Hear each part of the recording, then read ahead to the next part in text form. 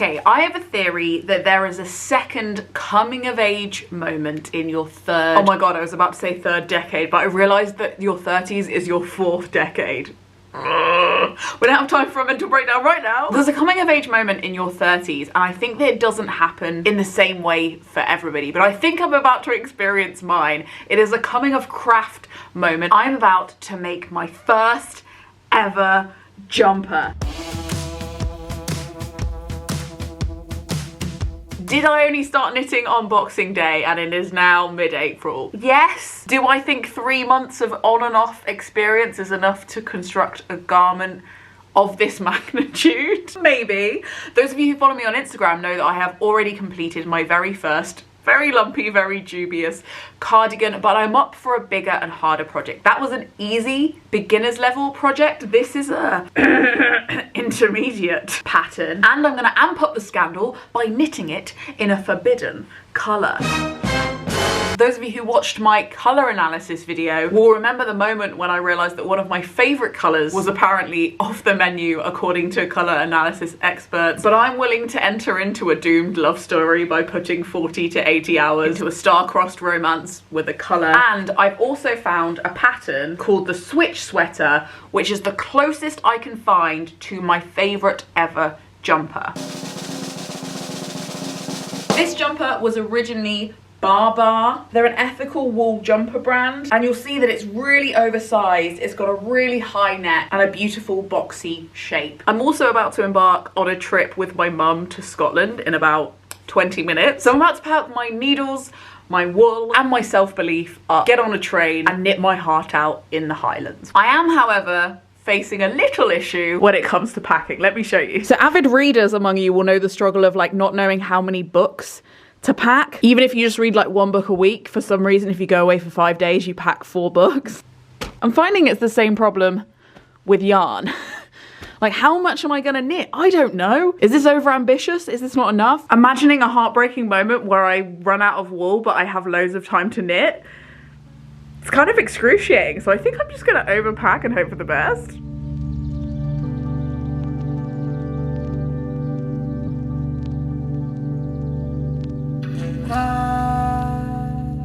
So I'm staying at my mum and dad's house for a night before we go to Scotland, and I stayed up last night because, say it with me, I'm very cool. This is how much I've done. This is in theory the rib at the bottom of the jumper. It looks really wide, but it is the same size as my model black jumper. So I think it's gonna be okay.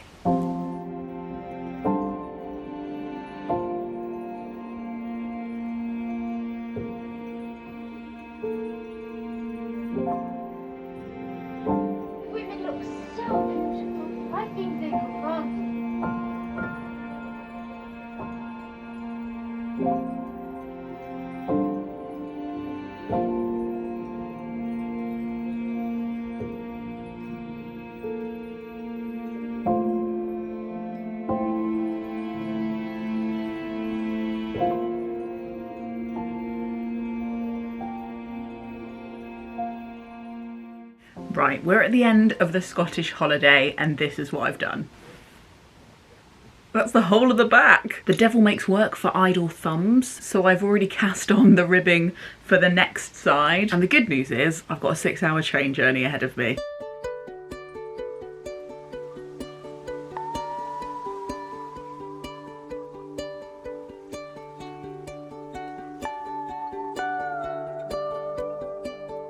So we're back from Scotland. This is how far through we are the front piece, and I'm about to get on a train to go to the Women's Prize for Fiction shortlist party. I'm wearing an outfit I cunningly put together in this video, and if you watch it you'll know why, but I thought I'd take you along for the ride. We're going to do some serious train knitting today. Platform 17 for the 1832 South Central service to Brighton, fast to East Croydon, then Red Hill, Gatwick Airport, Three Bridges, Waltham, Haywards Heath, Whipplesfield, Burgess Hill, Essex, Preston Park and Brighton.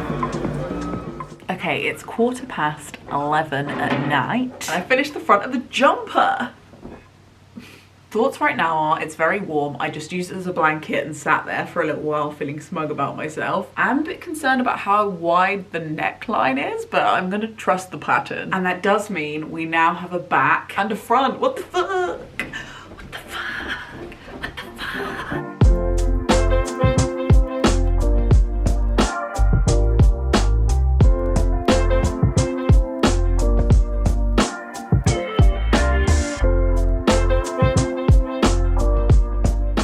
Okay, this is where we are so far.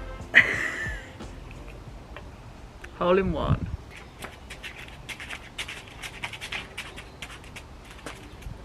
The irony of trying to finish my probably heaviest ever winter jumper as finally any semblance of British spring starts to kick in is not lost on me. I only have one more ball of wool left. This is the last of the 4th ball. And I bought 5 in total. So that means there's almost 4 balls just in the body. And I'm kind of starting to panic about the sleeves. But I'm gonna trust the pattern. I bought as much as it said to. I've got my frozen yogurt snacks. I've got my Green Party talk on proportional representation. And we're gonna kick it.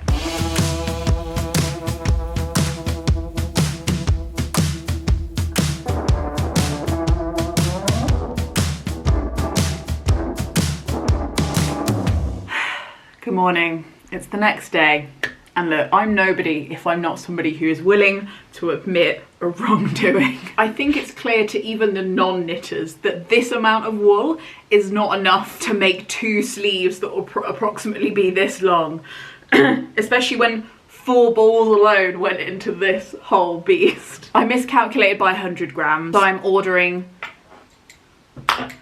so I'm ordering one more skein, which is like a fancy name for twist of wool, and paying the full brunt of the £4 postage and packaging for 1 skein. It's fine, it's fine. What happened was, I think when I started planning the project, I thought I was only gonna make the small, and then when I looked at the pattern later on after I'd ordered the wool, I was like, I think I might make the medium, not thinking how that would impact on how much yarn I had.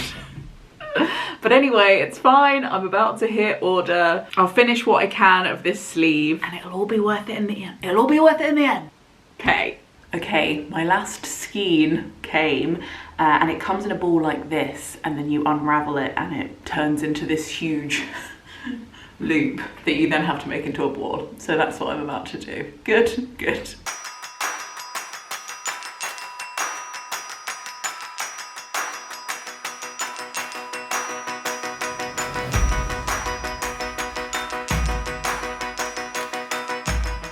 Okay, the situation is I am 1 sleeve away from finishing this absolute beast.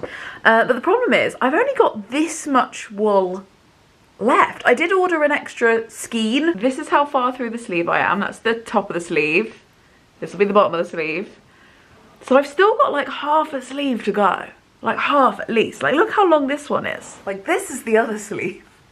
So I've got half a sleeve to go, and is she gonna make it through? I don't know if she's gonna see me right. Like that's not... So anyway, I'm watching Love is Blind because I feel like the best thing to do in a crisis is watch somebody going through a worse crisis. And we're gonna have a little pray by the power of pullover. I'm just hoping that we make it through.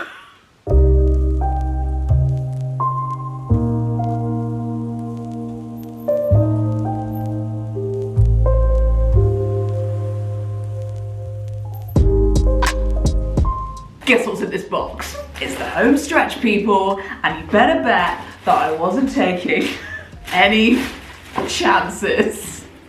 Have I gone mad? Maybe. In my defense, this is a limited edition colour, and also, how good would it be to have a matching hat? And so, ladies and gentlemen, the final 6 lines of stitching can begin.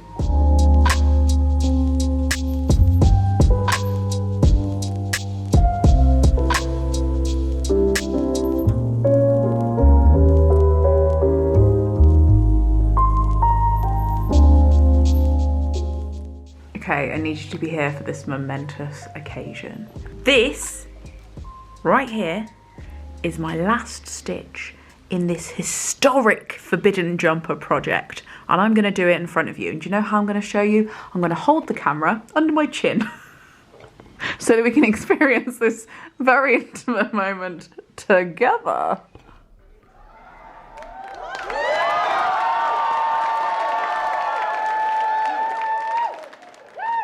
Okay, not to give you too much of a sneak peek, but I wanted to give you a better idea of how a jumper is assembled. So essentially I've started the sleeve here, knitted it on, and then I'm gonna sew a line from under my armpit. I've got no more hands to indicate. And I'm gonna sew a line from like my waist here all the way up to my armpit and then keep sewing until I end at my sleeve. Does that make sense? That's what's happening here. And then it's gonna be the big reveal.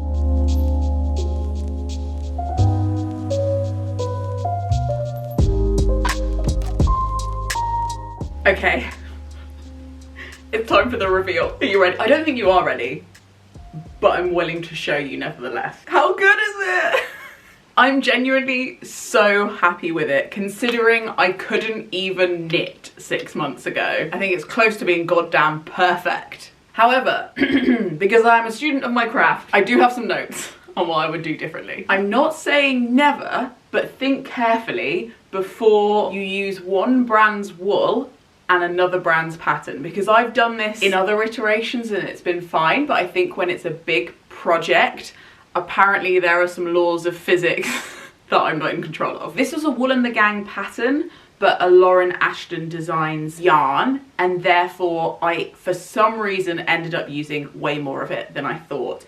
I budgeted for 6 skeins, but I actually used 7.2, which is fine, and also would have been even more fine if I'd followed my next wishful time travel learning, which is I definitely prefer cropped jumpers. And I know that I kind of knew that when I went into this and I just wanted to follow the pattern to make a point, but let me show you. It's not a human tragedy, but most of my clothing hits me here because that's how I like it, and this is obviously not that. And it's also not as long as my bar jumper that hits me more like here, which is fine as well. So I wish that I had taken out like quite a big chunk of this, because then I would have had enough wool to finish the sleeves and I would feel better about where it hit me. But that's fine. And also when it's winter and I want to be cozy, I imagine that I'll be very grateful for this midsection of hug. Not only did using a different pattern to a different yarn change how much I needed, but I think it also really changed the weight of this jumper. It feels like a very heavy jumper, which is in some ways good, because when I put it on, I kind of feel like Wallace being dressed by a machine. As I raise it over my head, it just kind of falls on me. But it was pretty heavy to carry around as I was working on it. And I do think if I did it again, I would think about buying Wool and the Gang yarn, even though they only come in the drabbest colours ever. What is with that? It's fugly. Sort it out, Wool and the Gang. Jeez, some of us need some dopamine. The next thing I changed wasn't actually my fault, bear with. And I checked this several times, and I know that Wool and the Gang are a very big company and I'm sure they didn't make a mistake, but it does say when you're knitting this part of the sleeve to start with a purl stitch and to start on this side, and that was just wrong. I did it like 3 times and I was like, that's not what's supposed to be happening, sir. So I had to undo it all and redo it starting with a knit stitch, and I don't really know what went wrong there, but definitely if I knit this again, I've made a note to myself to be like, I think that's wrong. And my last regret is to do with my arrogance in how I joined one end of a ball at the beginning of a new ball. The idea is you basically fuse them together with a little bit of water and you rub it between your hands like that. And because I didn't plan ahead, I was doing that literally as I got to the end of a skein. I was like, right. And I didn't let it dry and I didn't check that I'd done it right, which means that this little random lump is gonna live rent-free in my regret chamber of my heart forever. If I was to go back, I would learn how to do that properly. Or at least wait until it's dry to see whether I've done it properly before I start knitting with it. Or I would just make sure that I end yarn balls under an armpit or something so you can't see it if I do it. However, I do think I could fix this, and actually maybe I'm just gonna try and fix it live here. Let's see. This could go very wrong because I've only really been thinking about it when I've been doing the washing up and stuff and trying to reason in my own head. I haven't actually read of this as a technique at all anywhere. I'm just gonna take a little length of wool. Okay, I've got a bolt-on regret. knitting a winter jumper in the height of summer. Not really a regret because I will enjoy it when it gets to winter, but I am already quite soggy just from wearing the jumper in this clip. I'm just going to prod this needle through here and then prod it back again over the other side, and I'm kind of pinning it down so it doesn't protrude as much, and then I'm just gonna tie that at the back and see if it works. Okay, update, it would seem that I'm a prodigy because that's kind of worked. Like, not in the, obviously you can still see it's a mistake, but when you stand back, that's way less obvious. Oh my God! Thank you so much for watching this video. I hope you can tell it took me a very long time to make, not only the jumper, but the filming and editing. So if you really enjoyed it, I'd really appreciate it if you shared it with a friend, and if you're new to the channel, to subscribe to make sure that we find each other again in this big ocean of digital content. I'll leave the links below to where I got everything, should you like to try it yourself. Thank you for joining me for my first jumper ever. I have a feeling it won't be the last. If you don't know much about my videos, you might not know, but I'm kind of on this journey to learning how to make my own clothes and getting a better relationship with my wardrobe, because I've realized, one, how long it takes to make a piece of clothing, and how the price that I have been paying for clothes my whole life doesn't in any way add up to the minimum hourly wage I would accept myself for work. That's a problem. We didn't create it, but we are part of solving it. And I also know that thinking really carefully about what you consume is much easier to do when you are the one creating it. But I had to be really sure that I wanted a purple jumper, even though the color experts said I'd look shit in it. But you can be the judge of that. If you like these videos, you might like some of these videos. Frog Snog out.